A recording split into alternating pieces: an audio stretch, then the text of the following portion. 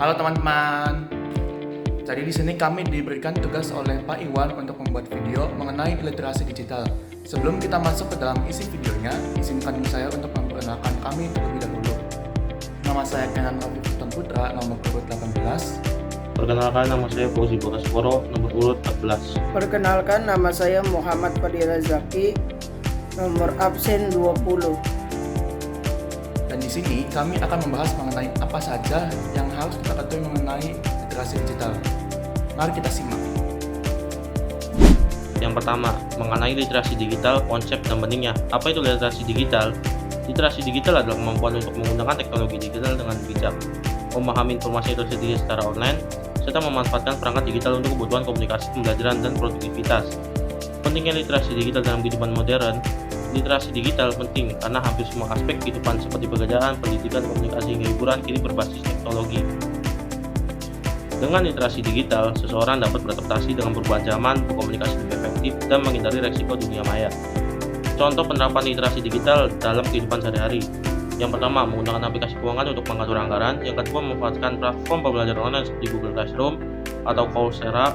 Yang ketiga, membuat keputusan berdasarkan informasi yang diperoleh dari sumber terpercaya. Yang kedua, etika dan keamanan digital. Etika dalam berkomunikasi di dunia digital. Etika digital mencakup sopan santun saat berinteraksi online, seperti tidak menyebarkan ujaran kebencian, menghargai privasi orang lain, dan menggunakan bahasa yang baik. Yang kedua itu privasi dan keamanan data pribadi di internet. Penting untuk melindungi data pribadi seperti nomor telepon, alamat, atau informasi kartu kredit dengan tidak membagikannya sembarangan di internet. Gunakan kata sandi yang kuat dan aktifkan verifikasi 2 langkah. Cara menghindari cyberbullying dan hoax. Yang pertama, hindari menyebarkan konten yang tidak diverifikasi kebenarannya.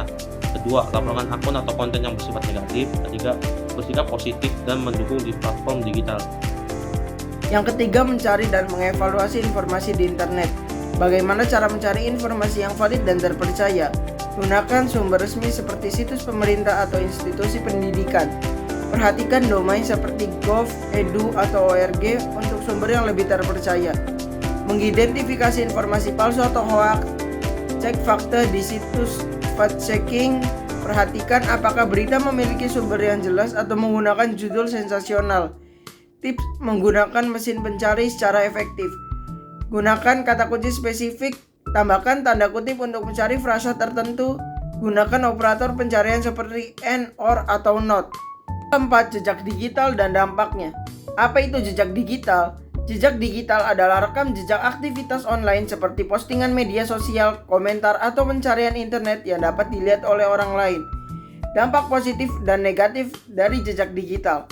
Positif, membangun personal branding dan mempermudah proses rekrutmen kerja.